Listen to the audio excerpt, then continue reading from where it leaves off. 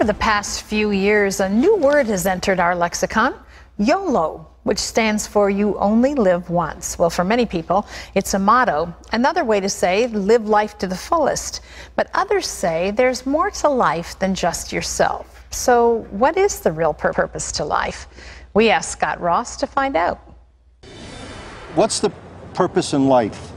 There's a big question for you to think about. Oh, geez. Well, it is. I don't know, live life to the fullest and be happy. Do you think generally overall that people have a problem coming to an understanding of why they're here on the planet? Finding their motive in life? I think it's definitely hard to find like what you want to do. It's definitely a hard decision that you're going to make for the rest of your life. I feel like the purpose in life is to find one. The purpose in life is to find one. Yeah. Your purpose in life is going to be different from mine. Do you think about that for your own life, your purpose and why you're on the planet? I mean, just to have fun and have a good career and do something that you like to do. Do you ever, is God part of the equation in your life at all? Yes, I'm a Christian. Oh, you are? Yeah. So in terms of your career, you pray to the Lord about that? Right. Really? Yes. Wow. That's a big deal. Yeah. The purpose of my life? Yeah, why you're living. You're here for a reason, right? Yeah, everybody has their reason. Okay, what's yours? I don't know yet. I guess I'll find out when I finish school and I start my career. Our culture tends to steer us into things that they tell us we should do.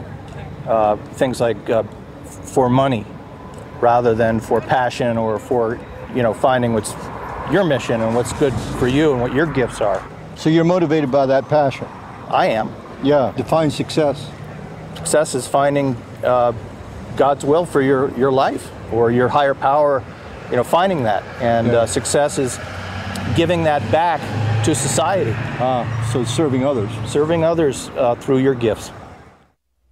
Well, joining us for more is Carolyn Barnett. She's the co-founder of the LA Dream Center and the author of the new book, Willing to Walk on Water. Carolyn, welcome to the 700 Club. Thank you so much for having me. How would you answer that question? What is the purpose to life? Well, our purpose is to know God, to understand His love for us, and then start acting like Him.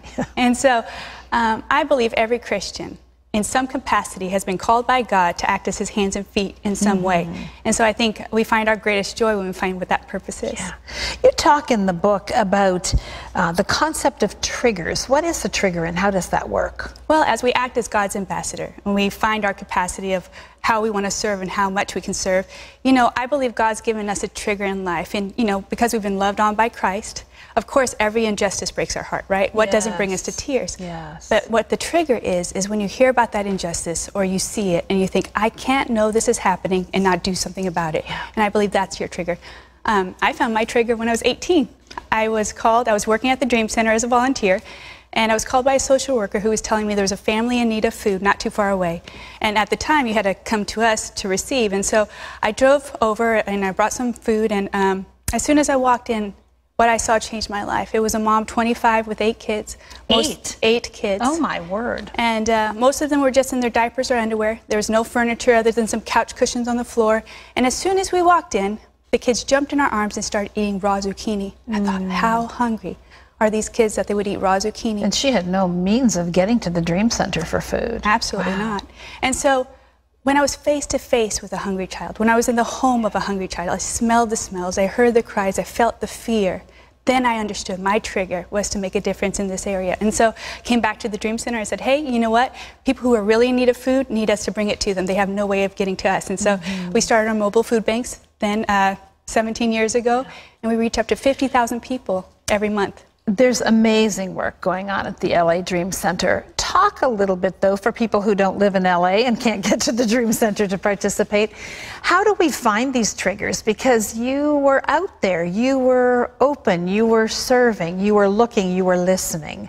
How do we find the trigger for our lives? Well, see, and I didn't understand how passionate I was. Like the gentleman was just saying, it's our passion that makes up, and when it's a passion, it's work that doesn't feel like work. But again, go try different things based on your level of willingness, how much time you have to give.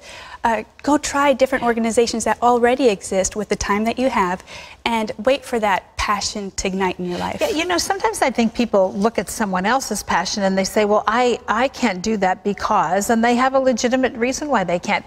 But there is a way to find that passion for every individual, right?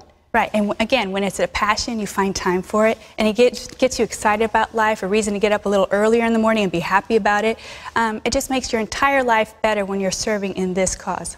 You know, Scott was asking people what their purpose in life was, and very often when we turn the table and ask God things, the question that comes up is, why do bad things happen in the lives of good people or anybody when God is good? You asked God that, and his answer really touched your life. Well, it's the purpose behind this book. I felt I was asking the same question a lot of Christians ask. You know, I was at a breaking point. I'd been working at the Dream Center for 9 years, so I understood how broken our world was. I had a glimpse of the darkness, but I watched the documentary about the kids fighting as soldiers in Africa, being forced to kill other children, and it was one of those moments when I was so broken, devastated, crying my eyes out, and I felt the world was beyond wicked. There was no hope for it. The devil was winning, and God didn't care. And so that night I was just praying out to God, God, why? Why are you letting this happen? Why aren't you doing something about it? He so sweetly reminded me, he said, Caroline, I sent my son Jesus to pay for the sin of what you just saw so that there'd be hope for redemption. I sent my son Jesus for the healing that needs to take place. In my word, I have guaranteed you success, and in my word, I've promised to protect and to provide. So why are you letting it happen? And it dawned on me, God has already given us everything we need to change this world, including creating us with our gifts and talents in order to not just scratch the surface of issues, but solve them.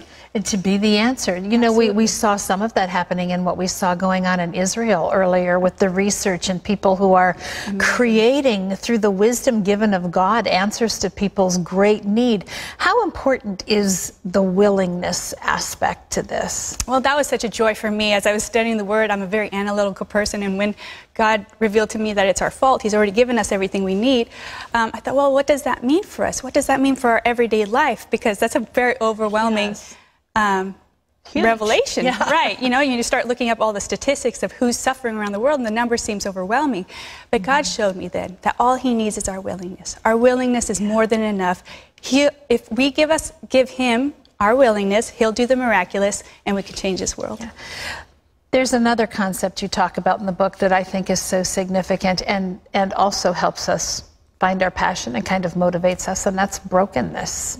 How did God use that in your life? Well, you know, every time I'm on the streets and I see the hurting, there hasn't been one time that I didn't think, no wonder. No wonder you ended up in your circumstances. No wonder you made the choices that you made. And, you know, I've been hearing testimonies for 17 years at the Dream Center, and I still cry every single time because it's so amazing that God is able. You will hear the most devastating past, most gut-wrenching story, and yet they're on stage smiling, thanking God for His goodness and what He's done in His life. God is able. He's doing miracles today, and it's exciting to be a part of it. Yeah. The Dream Center really started, I mean, it all starts with the vision for something that doesn't yet exist, doesn't it? Right. Whether it's inside of ourselves or something as big as the project the Dream Center has become. Mm-hmm. You're now ministering to how many people? Oh, thousands. I really... Hard to put a number on. Right, exactly. Yeah. But we have about 700 residents living on campus, and these are people who are coming off of drugs, straight from prison, homelessness, suicidal attempts, depression. We have a program for victims of human trafficking. We take in homeless families.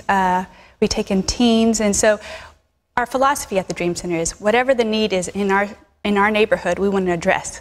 And so whatever that looks like, we've tried to help. Yeah.